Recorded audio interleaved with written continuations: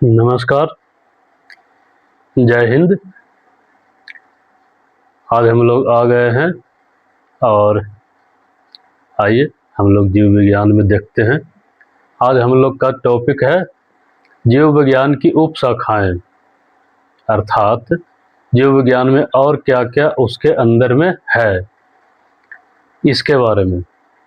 तो आइए देखते हैं। हमारे वैज्ञानिक अध्ययन के सुविधा से इसको कई भागों में बांट दिए हैं। जैसे हम लोग स्कूल में पढ़ते हैं तो रजिस्टर होता है, अटेंडेंस शीट, उसमें हो जाता है खंड ए खंड बी आसानी के लिए। इसी प्रकार जीव विज्ञान की उप शाखाएँ हैं, जैसे कृषि विज्ञान हो गया, मत्स्य विज्ञान हो गया, इस प्रकार से। तो हम लोग बारी बारी करके देख लेते हैं। जीव विज्ञान मुख्य रूप से दो भाग में बटा हुआ है। एक होता है बॉटनी, जिसे वनस्पति विज्ञान कहते हैं। दूसरा होता है जूलॉजी, जिसे जंतु विज्ञान कहते हैं। वनस्पति विज्ञान में सारे वन, पौधे, वृक्ष, झाड़ियाँ, इस सब के बारे में अध्ययन होता है। और जंतु विज्ञान में जितने भी जंतु हैं, चाहे वो मानव हो, जानवर हो या फिर पशु पक्षी हो, ये सभी आते हैं जंतु विज्ञान में। जीव विज्ञान के जनक के रूप में अरस्तु को जाना जाता है। अरस्तु एक महान दार्शनिक थे। कहाँ के थे? तो ग्रीक का थे। ग्रीक यूनान क्षेत्र में पड़ता है। तो आइए हम लोग बारी बारी से देखते हैं। हाँ, एक और बात है, कुछ लोगों का कहना है कि सर थोड़ा स्पीड बढ़ाइए। तो ये बात सही है, थोड़ा स्पीड बढ़ाते हैं। और कुछ नए नए जो हैं अभी जिनका बेसिक अभी नहीं तैयार हुआ है, उनके लिए थोड़ा स्लो ही करना होता है। बहुत हम लोग इस प्रकार के हैं कि एक बार सिलेबस गो थ्रू कर लिए हैं तो उन्हें सिर्फ रिवीजन करना है।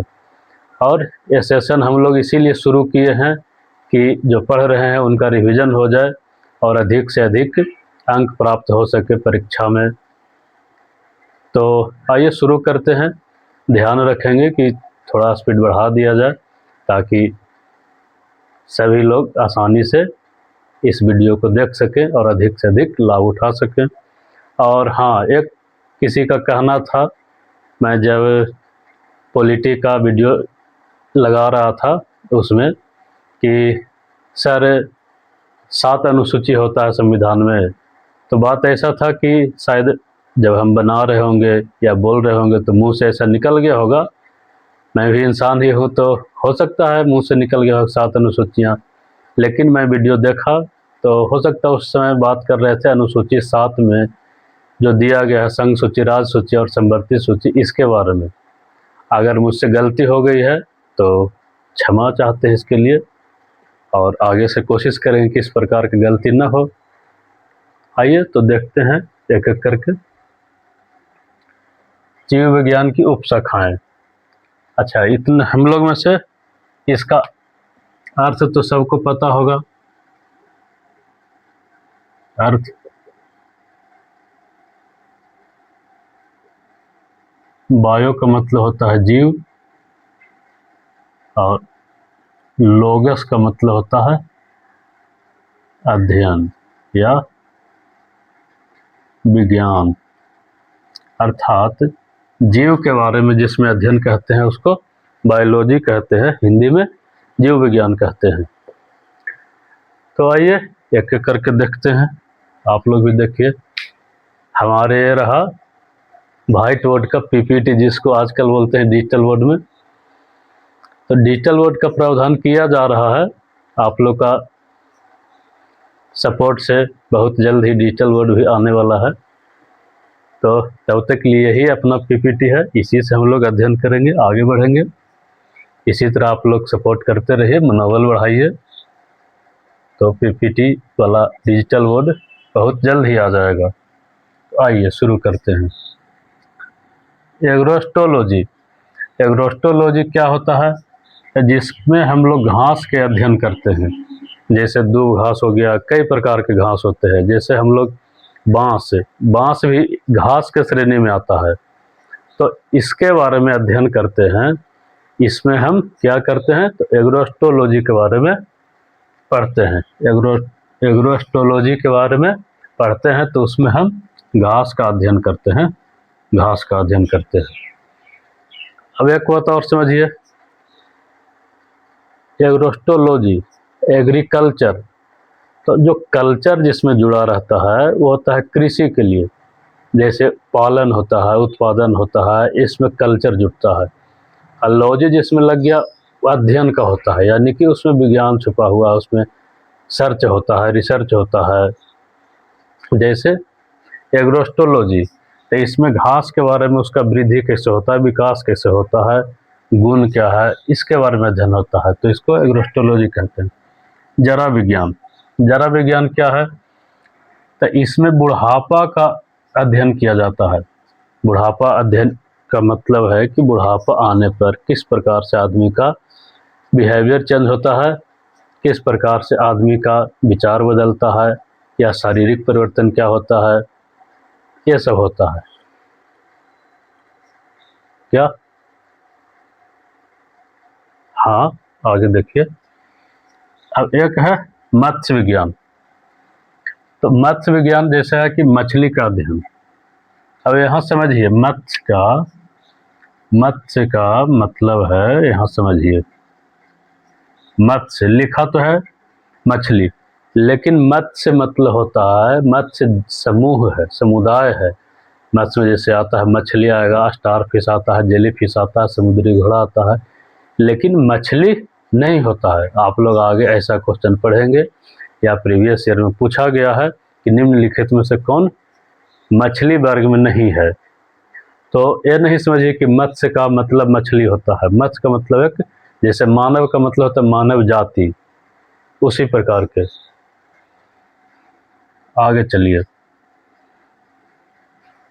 आगे है एंथ्रोपोलॉजी। एंथ्रोपोलॉजी में व्यक्ति का अध्ययन किया जाता है। व्यक्ति का अध्ययन क्या होता है, तो व्यक्ति का विकास के बारे में अध्ययन किया जाता है। व्यक्ति का गुण विकास कैसे हुआ, इस तरह का अध्ययन किया जाता है एंथ्रोपोलॉजी में। आइए आगे है डेंड्रोलॉजी। डेंड्रोलॉजी, इसमें वृक्ष एवं झाड़ी का अध्ययन किया जाता है। वृक्ष है जिसका बहुत बड़ा पौधा होता है उसको वृक्ष कहते हैं, और जिसका छोटा पौधा होता है और बहुत से उसका शाखाएं होती है उसको झाड़ी कहते हैं। जैसे हम लोग गुलाब का फूल जो होता है, गुलाब का पौधा, ये झाड़ी में आता है, ना कि वृक्ष में। वृक्ष में आता है आम का पेड़, महुआ का पेड़, पीपल का पेड़, बरगद का पेड़, ये सब वृक्ष है। आम का वृक्ष, नीम का वृक्ष। आइए आगे चलिए, सिल्वी कल्चर। सिल्वी कल्चर, हाँ देखिए, हाँ आगे काष्ठी पेड़, काष्ठी जिसमें लकड़ी पाया जाता है। जैसे अब कहेगा कि केला का पौधा, तो केला में लकड़ी पाया जाएगा? बोलिए, केला में लकड़ी पाया जाएगा? नहीं ना। तो जिसमें लकड़ी पाया जाए, जिसका फर्नीचर बनाया जा सके, जैसे अभी क्या बोल रहे थे, नीम का पेड़ हो गया, महुआ का पेड़ हो गया, बरगद का पेड़ हो गया, पीपल का पेड़ हो गया, इस प्रकार का। तो इसके बारे में अध्ययन किया जाता है। अब देखिए, हाँ कल्चर लगा हुआ है, तो इसमें हम क्या देखेंगे कि इसका उत्पादन या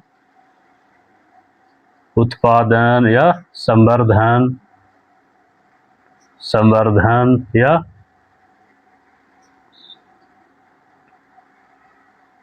कृषि होगा इस चीज़ का। जैसे आम बहुत से लगाते हैं हम लोग, शीशम का पेड़ लगाते हैं, और 20 बरस बाद, 25 बरस बाद उसको फर्नीचर के काम में उपयोग किया जाता है। आइए आगे देखते हैं हॉर्टिकल्चर। अब देखिए फिर यहाँ कल्चर लगा हुआ है, तो इसमें उद्यान है। जैसे हम लोग फूल पत्ती लगाते हैं, गमला में लगाते हैं, या फिर अपना घर का आगे या छोटा लगाते हैं, या खेत में लगाते हैं, उसको उद्यान कहते हैं। एक तरह से छोटा बगीचा टाइप का होता है, उसको उद्यान कहते हैं। तो इसमें होता है उद्यान का जो उत्पादन होता है, उसमें यहाँ भी कल्चर लगा हुआ है। तो हॉर्टिकल्चर उद्यान से संबंधित है।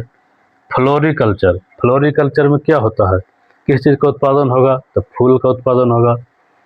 फ्लोरिकल्चर फूलों का उत्पादन। जितना टॉपिक हम लोग ला रहे हैं, जितना टॉपिक ला रहे हैं, सभी से क्वेश्चन बराबर पूछते हैं, कहीं न कहीं क्वेश्चन पूछा हुआ है, हमेशा पूछता है, एक क्वेश्चन, दो क्वेश्चन, हालांकि एक क्वेश्चन तो मिनिमम पूछता ही है। आइए आगे देखते हैं। हाइकोलॉजी, हाइकोलॉजी क्या होता है, इसमें होता है शैवाल का अध्ययन, शैवाल का अध्ययन। अब देखिए, इसमें फाइकोलॉजी लगा हुआ है, यानी कि इसमें विज्ञान छुपा हुआ है, तो इस पर अध्ययन होगा, रिसर्च होगा, उसका वृद्धि के बारे में, विकास के बारे में, कैसे टूटता है, कैसे विखंडित होता है, कैसे विकास करता है, इसके बारे में। आगे है एंथोलॉजी, एंथोलॉजी पुष्प का अध्ययन। अब यहाँ पुष्प के बारे में, यहाँ एक था फ्लोरिकल्चर, यहाँ है एंथोलॉजी। तो फ्लोरिकल्चर में उत्पादन होता है, पुष्प का उत्पादन से संबंधित है, और एंथोलॉजी में पुष्प का विज्ञान उसमें है, पुष्प का अध्ययन होता है, फूलों का अध्ययन किया जाता है। पोमोलॉजी, पोमोलॉजी में फल का अध्ययन होता है, फल का अध्ययन होता है। पोमोलॉजी फल के अध्ययन से संबंधित है, विभिन्न प्रकार के फल, क्या विकास है, क्या खाने योग्य भाग्य है, इस प्रकार का। इक्थियोलॉजी, इक्थियोलॉजी क्या है, तो ये भी मछली से संबंधित है, मछली से संबंधित है, मछली का अध्ययन किया जाता है इक्थियोलॉजी। अभी एक था मत्स्य विज्ञान था, एक इक्थियोलॉजी हो गया। आगे चलिए एंटोमोलॉजी, एंटोमोलॉजी कीट का अध्ययन, जैसे छोटा छोटा कीट वगैरह होता है, उसका अध्ययन जिस विज्ञान के शाखा में किया जाता है उसको एंटोमोलॉजी कहते हैं। आइए सोरोलॉजी, सोरोलॉजी क्या है, छिपकली का अध्ययन है, छिपकली का अध्ययन। अब देखिए इसमें स्टार मार्क लगाते हैं, पूछा हुआ क्वेश्चन है बिहार एसएससी में, पूछा हुआ है बिहार एसएससी में।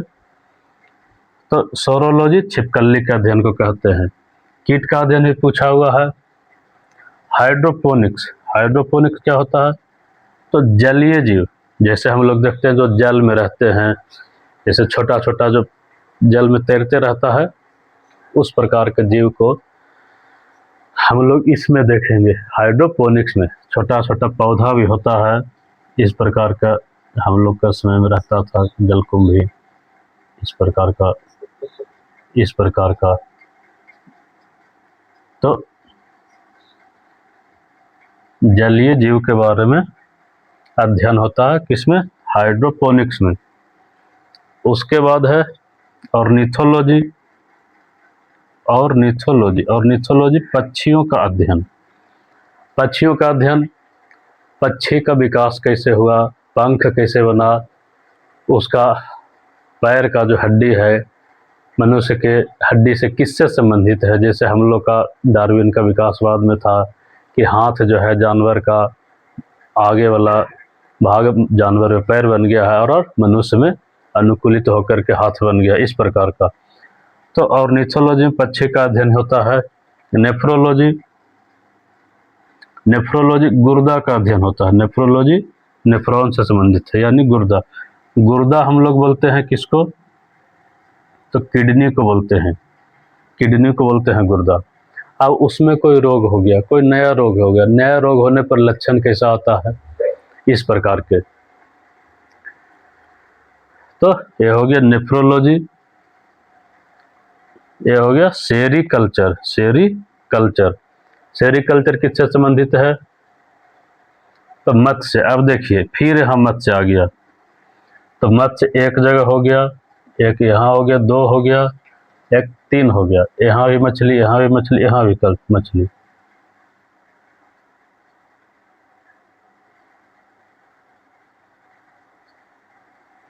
सेरीकल्चर मत्स्य ही होता है ना, एक बार आप लोग मिला लीजिएगा, तो इसमें थोड़ा कन्फ्यूजन आ गया है, कन्फ्यूजन है, इसको मिला लीजिए तो। हाँ, उसके बाद आइए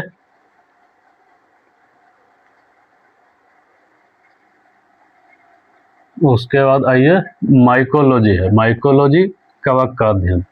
कवक क्या है? कवक एक सूक्ष्म जीव है जो हम लोग देखते हैं पेड़ के तना में उजला उजला आ जाता है, या मशरूम भी एक प्रकार का कवक ही है। तो कवक का अध्ययन माइकोलॉजी। एपीकल्चर क्या है? तो मधुमक्खी पालन, मधुमक्खी पालन एपीकल्चर। उसके बाद है ऑफियोलॉजी। ऑफियोलॉजी अब देखिए भी पूछा हुआ है,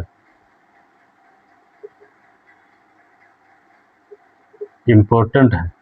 सांप का अध्ययन या सर्प का अध्ययन ऑफियोलॉजी। सांपों का अध्ययन ऑफियोलॉजी। एक बार आप लोग इसे अच्छा से देख लीजिए, रिवीजन कर लीजिए, एक बार हम भी मिला लेते हैं।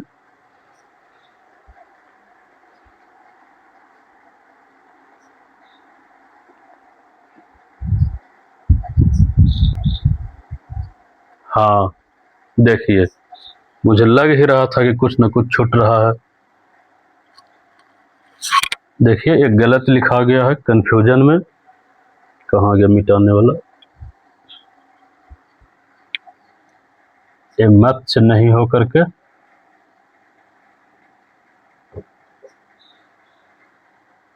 मुझे लग रहा था कि छूट रहा कुछ न कुछ। ये होता है रेशम कीट पालन। रेशम कीट पालन, तो रेशम कीट पालन।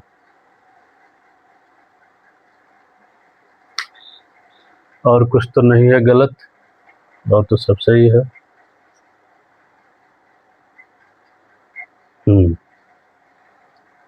तो इसको सुधार लीजिए, सेरिकल्चर रेशम कीट पालन।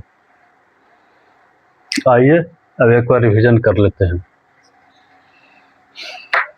एग्रोस्टोलॉजी घास का अध्ययन, जरा विज्ञान बुढ़ापा का अध्ययन, मत्स्य विज्ञान मछली का अध्ययन, एंथ्रोपोलॉजी व्यक्ति का विकास के बारे में है, डेंड्रोलॉजी वृक्ष एवं झाड़ी का अध्ययन, उसका उत्पादन संवर्धन के बारे में है, सिल्वीकल्चर, सिल्वीकल्चर काष्ठी पेड़ जिसमें लकड़ी निकले, सिल्वीकल्चर काष्ठी पेड़, हॉर्टिकल्चर उद्यान, फ्लोरिकल्चर फूल की खेती, फाइकोलॉजी शैवाल का अध्ययन, एंथोलॉजी पुष्प का अध्ययन, पोमोलॉजी फल का अध्ययन, इक्थियोलॉजी मछली का अध्ययन, एंटोमोलॉजी कीट का अध्ययन, सौरोलॉजी छिपकली का अध्ययन, हाइड्रोपोनिक्स जलीय जीव का अध्ययन, ऑर्निथोलॉजी पक्षी का अध्ययन, नेफ्रोलॉजी गुर्दा का अध्ययन, सेरिकल्चर रेशम कीट पालन, माइकोलॉजी कवक का अध्ययन, एपीकल्चर मधुमक्खी पालन, ऑफियोलॉजी सर्प यानी सांपों का अध्ययन किया जाता है इसके अंतर्गत। ये हो गया जीव विज्ञान की उप शाखाएं। इसका अर्थ तो सबको पता है, इसका जनक जान जाइए। जीव विज्ञान के जनक,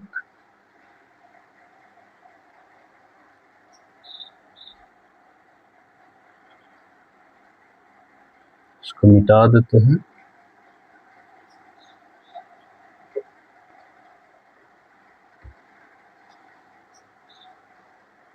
क्योंकि लिखने में समय ज़्यादा लग जाता था और वीडियो लंबा हो जाता था, इसलिए अपना व्हाइट बोर्ड वाला पीपीटी है। बहुत जल्द ही डिजिटल बोर्ड वाला पीपीटी भी आ जाएगा, तब तक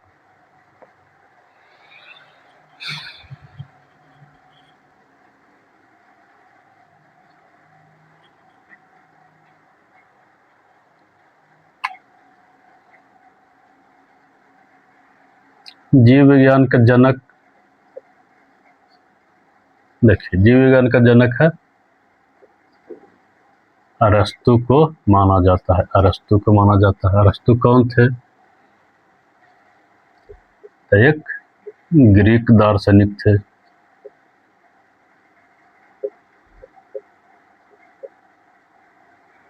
दार्शनिक थे।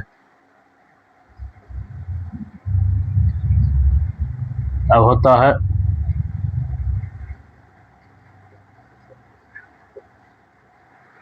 वनस्पति,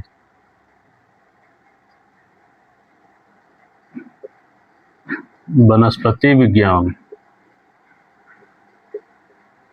वनस्पति विज्ञान का जनक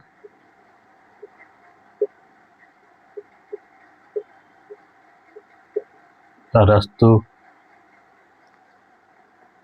जीव विज्ञान का जनक भी अरस्तु, वनस्पति विज्ञान का भी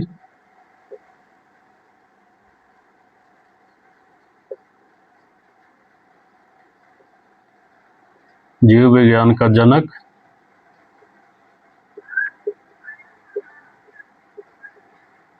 अरस्तु।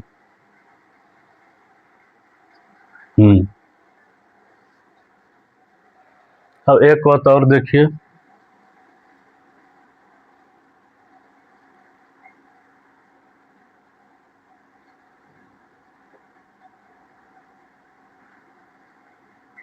बायोलॉजी शब्द जो है, शब्द सर्वप्रथम किसने दिया? बायोलॉजी शब्द का प्रयोग किसने किया? किसने दिया या किया सर्वप्रथम?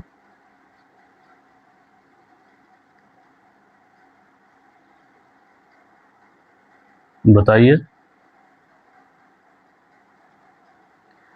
तो सर्वप्रथम इसका प्रयोग किया था लेमार्क। लेमार्क, इनके साथ में एक और थे, उनका नाम था ट्रेविरेनस। लेमार्क तथा ट्रेविरेनस।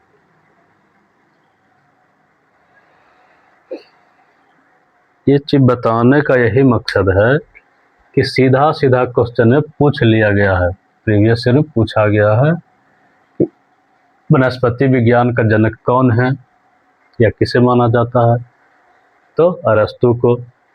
फिर जीव विज्ञान का किसे माना जाता है? वनस्पति विज्ञान का, अरस्तु। जीव विज्ञान का अरस्तु। बायोलॉजी शब्द किसने दिया? बायोलॉजी शब्द किसने दिया? तो लेमार्क तथा ट्रेविरेनस सर्वप्रथम। तो आज तो हम लोग देख लिए उपशाखा।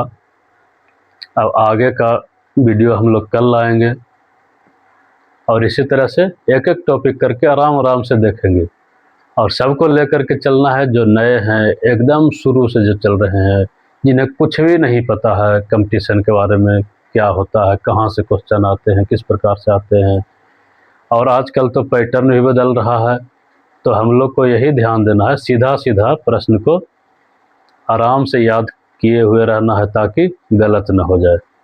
बाकी कुछ प्रश्न आजकल कथन निष्कर्ष के आधारित दिए जा रहे हैं, तो हम लोग इस तरह का सीधा सीधा प्रश्न को छोड़ेंगे नहीं। तो चलिए यहाँ आज यहीं तक रहते हैं,